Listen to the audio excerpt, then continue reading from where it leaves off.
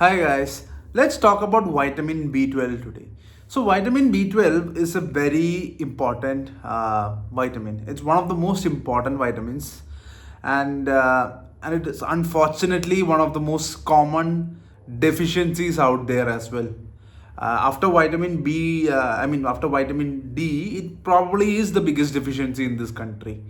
Every person has some degree of deficiency. So when I mean a deficiency, I am essentially saying I'm talking about a functional deficiency. Means it's just not about crossing the minimal range, minimum value.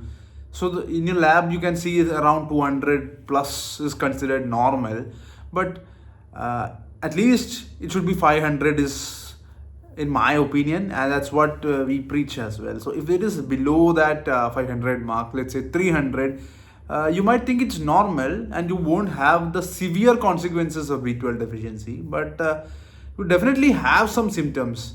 That is what we call as a functional deficiency. So most Indians have this level in 200, 300. If lucky, you have 400. So that is the severity of the situation in this country. So why is the case? For one, if you are a vegetarian, you don't have any good sources of vitamin B12. So you're not getting it from food. That is the number one thing. And what about non-vegetarians? Why don't non-vegetarians often don't have? So the biggest thing with non-vegetarians is if you're an occasional meat eater, if you're an occasional non-vegetarian, that's not going to be sufficient. Even eggs are not a great source of vitamin B12. It has some vitamin B12, but with a bioavailability of nearly 10 to 12%, it's not a great thing. It's not a great source of B12. So, likewise, if you're an occasional meat eater, if you're an occasional non-vegetarian, you are not going to have good B12 levels, even though you get the tag of a non-vegetarian. That's the main thing. Another aspect is your gut. Your gut needs to be good for absorbing this vitamin, and in fact, can be said about any vitamin and nutrients, but this one especially. So most people have low stomach acid given their bad diet and their bad habits and you know unnecessary use of medications and everything. Most people have a terrible gut or terrible stomach acid, and as a result, even if you consume a lot of non-vegetarian food, your levels are going to be still low. That's one other thing. Other conditions include H. pylori infections, parasitic infections, tapeworms. These are all things which can hinder your B12 absorption. There are some genetic reasons as well, but these are the main ones. Another factor I want to bring up is the use of medication. Like I mentioned, if somebody is taking a lot of medication, one thing I can just think of is metformin, the commonly used anti-diabetic med. So if you are using metformin for a long years, for a longer period of time, you will eventually run into a B12 deficiency. And this has been well documented as well. There's studies on this. Another med I can commonly think of is PPIs or antacids. People have this habit of just popping antacids every now and then, and they feel it's okay. Yes, it gives you temporary relief, but your stomach acid is getting affected. And more than that, your absorption of nutrients are being totally hindered, B12 being the main one. So these are the more important things, so important aspects you need to keep in mind. So one other question I want to clarify, one other doubt which I want to clarify. What about vegetarians in the past? What about my grandfather? What about those people? They were all strict vegetarians, but how did they have good B12 levels? So the fundamental thing you should understand is that B12 is not produced by the body, but it can be produced by microbes or gut bacteria in the body. And that's not just for us, that's for animals too. Right? Animals too can't produce it by themselves. The gut bacteria in the gut microbiome, whether it's animals or us, can produce B12. So what happens?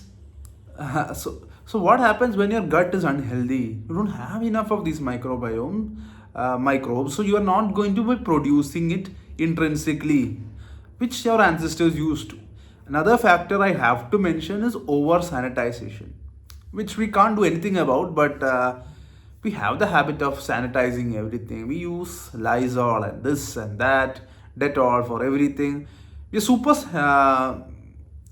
sanity conscious. I believe that's a good thing. I would say it's a good thing, but one of the negative aspects is that you are not getting a good batch or a good mix of gut microbes. And we are having food from supermarkets. We are like it's we are very sanitized as a society, and for older generations they're just getting something. Say you're getting some crops, they're getting some vegetable from their backyard. There is some bound to be some mud in there, there's bound to be some dust in there. There's they are exposing themselves to, say, cow dung. They are exposed to so many microbes, and contaminated water is a good source of B12. uh, but I'm not asking you to drink it, but I'm saying, so these are the reasons why they had a pretty good B12 levels, even though they were strict vegetarians. Modern day, none of this applies. You are a strict vegetarian, you don't have any good B12 sources, go for a supplement. That is the best thing you can do. Something like a nutritional yeast can be used, to maintain. Nutritional yeast is uh, it's fortified with B12. Some of the juices I saw is also fortified with B12. But again, that comes with a lot of sugar. B12, I mean, at the cost of B12, you're getting a lot of sugar if you're consuming certain fortified sugar juices and health drinks. So you have to make the call what is appropriate for you, what is not appropriate for you. Always know that you should have a good level of B12. If you run into a deficiency, clear it up as fast as possible. If you don't, it will lead to a lot of trouble, lot of damage on your nervous system. You will get into a elevated homocysteine. So there's a lot of damage, and some of it are irreversible. I want to stress that again. Some of the damage done by B12 deficiency is irreversible. So it can lead to serious conditions. So don't take this lightly.